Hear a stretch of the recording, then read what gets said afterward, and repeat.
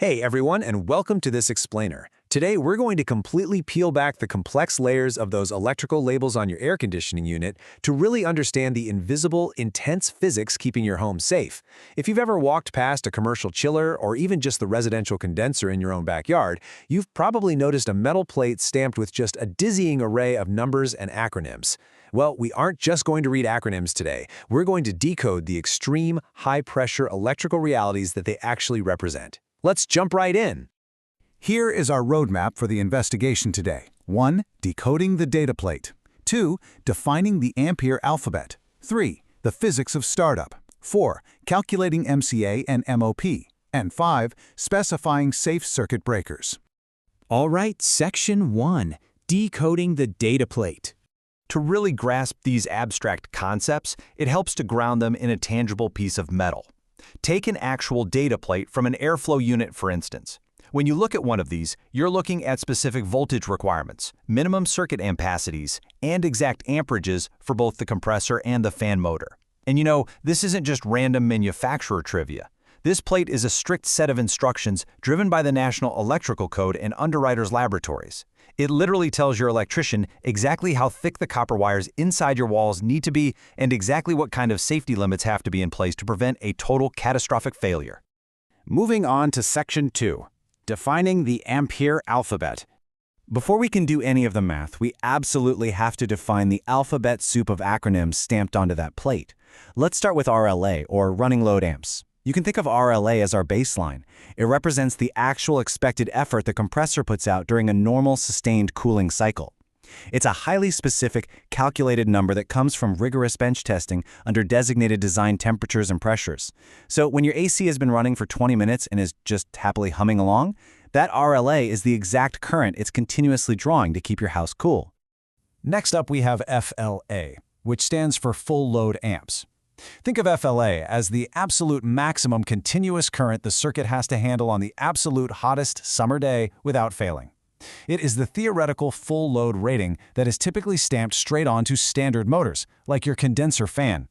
So while RLA is very specific to the actual tested conditions of a compressor, FLA represents the maximum continuous limit a standard motor can sustain. And finally, we get to LRA, or locked rotor amps. Okay. Think about the immense physical effort it takes to push a stalled car from a dead stop, compared to the effort it takes to just keep it rolling once it's moving.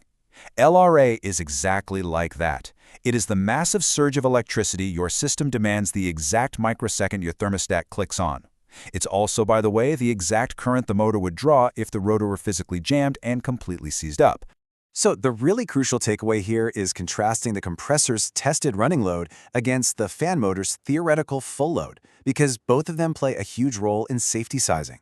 Out in the HVAC industry, you're going to see RLA used mostly for the compressor itself, because its load varies heavily based on changing refrigerant pressures.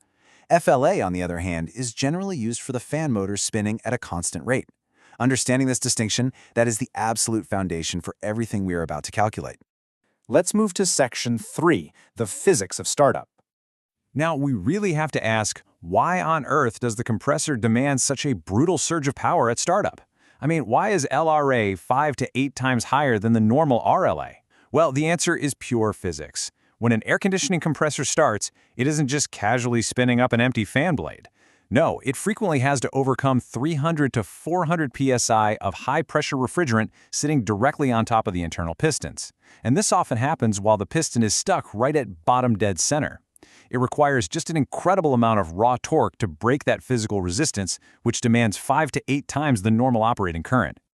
But you know what? It actually gets even crazier than that.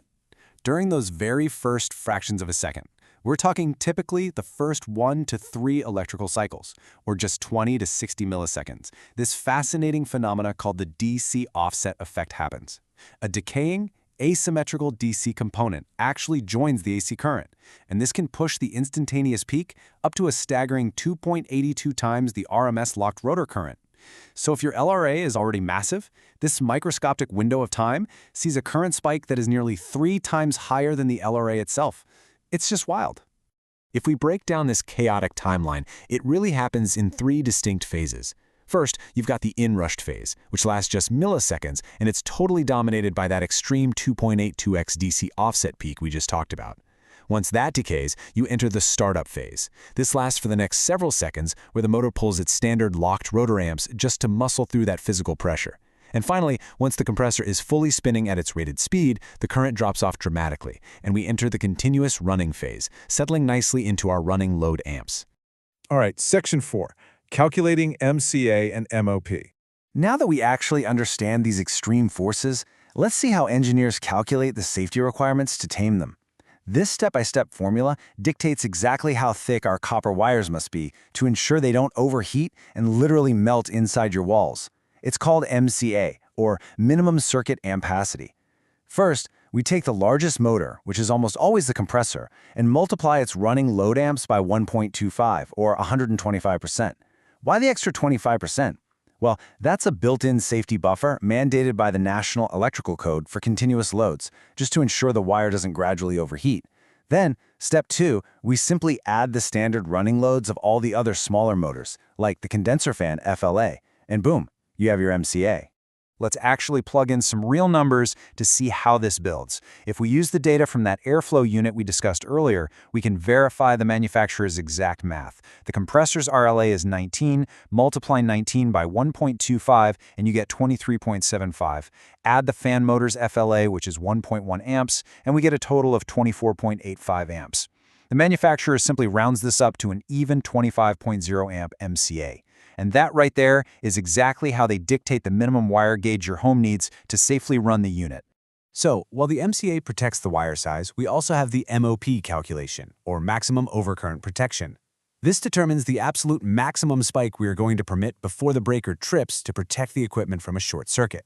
To find this one, we multiply the largest motor's rated current by a massive 2.25, and then we add the other loads. We have to use this huge multiplier because the breaker absolutely must allow for that sustained LRA during startup without falsely tripping. Once they calculate that number, engineers apply specific filters, like rounding down to the nearest standard fuse size or making sure the MOP is never smaller than the MCA, to arrive at the final breaker size that gets stamped on the plate.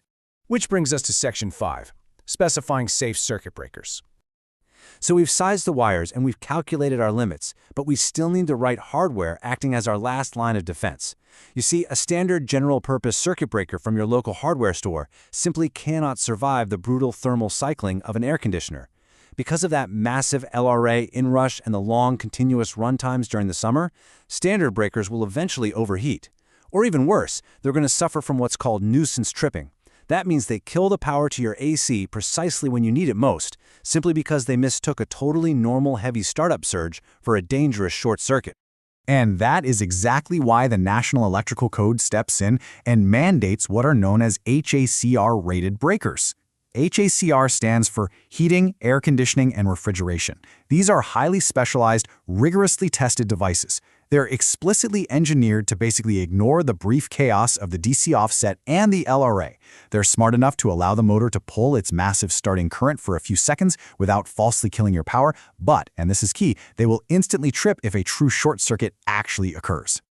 Hopefully this explainer gives you a newfound respect for the intense electrical journey happening just out of sight and exactly why those specific acronyms on the data plate matter so much to your safety.